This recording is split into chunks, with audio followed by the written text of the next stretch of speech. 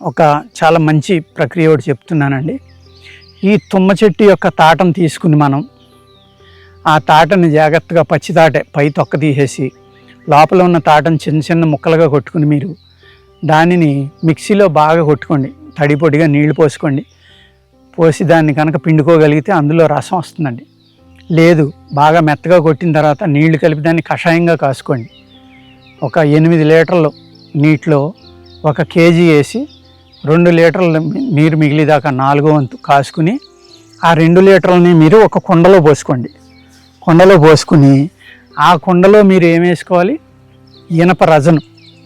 ఓకేనండి. ఆ రజను పైన ఒక 1.5 to 2 ఇంచెస్ ఉండాలి.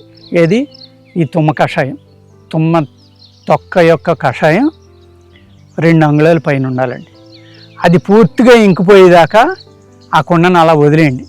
అదేవిధంగా ఇంకొకసారి పోయండి. మళ్ళీ అలాగ 3 సార్లు కనుక మీరు పోస్తే అది ఎవాపరేట్ అయిపోయేదాకా మీరు వదిలేస్తే అది ప్రకృతి సహజంగా అంటే మూలిక ద్వారా ఒక అద్భుతమైన ఐరన్ భస్మం అవుతుందండి. ఇనప భస్మం అంటాం మనం, దాన్ని లోహ భస్మం అంటాం.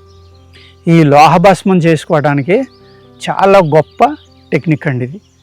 దీని ద్వారా కనుక మీరు చేసుకుని ఒక 100 mg టు మీ బాడీ వెయిట్ని బట్టి 300 mg వరకు మీరు ఆహారం తీసుకున్న తర్వాత పాలల్లో కానీ నెయ్యిలో కానీ తేనెలో కానీ కలుపుకుని తింటే ఎవరికైతే లో హిమోగ్లోబిన్, ప్లేట్లెట్లు, ఐరన్ తక్కువ ఉంటుందో, రక్తం తక్కువ ఉంటుందో వాళ్ళకి 1 నెలల్లో కావలసినంత రక్తం పట్టి రక్త శుద్ధి కూడా జరుగుతుందండి. రక్తం పట్టడమే కాదు, రక్త శుద్ధి కూడా జరుగుతుంది.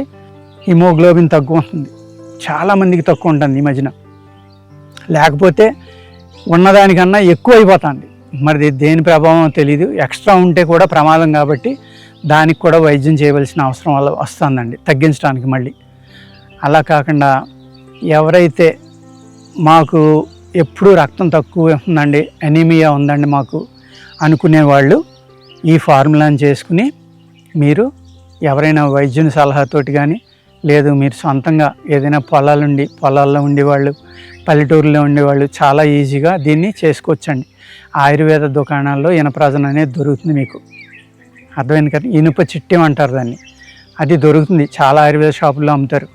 దాన్ని తీసుకొచ్చి మీరు ఏం చేయాలండి, దాన్ని డైరెక్ట్గా రసం రాదు కాబట్టి దాని కషాయం, చిక్కని కషాయం తీసుకుని 8 వంతులు నీళ్లు, 1 వంతు ఆ చెక్క యొక్క పేస్ట్ వేసుకుని 4 భాగాలు మరిగిలేక 4వ భాగం దాకా వచ్చేలేక 3 భాగాలు మరిగిపోవాలి, 1 భాగం మిగలాలి. అంటే 8 లీటర్ల నీటికి 1 కేజీ పేస్ట్ వేస్తే 2 లీటర్లు మిగిలిలేక కాసుకోండి. దాన్ని కాసుకుని దాన్ని జాగ్రత్తగా వడపోసుకుని ఒక కుండలో పోసి ఆ ఇనపరజన పైన 2 అంగుళాలు ఈ కషాయం ఉండాలి. అది పూర్తిగా ఇంకిపోయేదాకా వదిలేయండి. మళ్ళీ రెండోసారి కూడా పోయండి. అలా 3 సార్లు పోసుకుని ఆ కుండకు వాసన కట్టి ఎక్కడో లోపల పెట్టేస్తే ఒక 2 నెలలకు పూర్తిగా ఇంకిపోతుంది. మళ్ళీ ఇంకోసారి చేసుకోండి. అలా 3 సార్లు చేసుకుంటే చాలా సన్నని చూర్ణం అవుతుంది అనమాట. అంటే ఒక అద్భుతమైన లోహ భస్మం మీకు తయారవుతుంది. మీరు పుటాలు ఎక్కర్లేకుండా తయారయ్యే లోహ భస్మం మిరకిల్గా పనిచేస్తుంది మీకు. ఎవరికైతే హిమోగ్లోబిన్ తక్కువ ఉందో, లేకపోతే ప్లేట్లెట్లు తక్కువ ఉన్నాయో, లేక రక్తం తక్కువ ఉందో, ఇవన్నీ రకాలైనవి కూడా రెడ్ బ్లడ్ సెల్స్ కూడా ఇంప్రూవ్మెంట్ చేస్తుంది ఇది.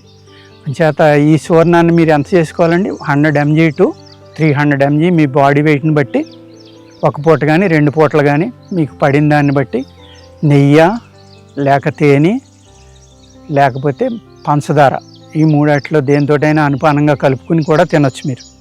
హిమోగ్లోబిన్, రక్తం పెరిగి రక్తం శుద్ధి అవటానికి ఒక అద్భుతమైన మూలిక మనకి ఈ బబుల్ అంటే తుమ్మ చెట్టు. మనం ఎంతసేపు ఏమనుకుంటామంటే తుమ్మ చెట్టు అంటే ఏదో తుమ్మ చెట్లే ముళ్ళు ఉంటాయి, ఎంతసేపే మనం ఆలోచిస్తాం.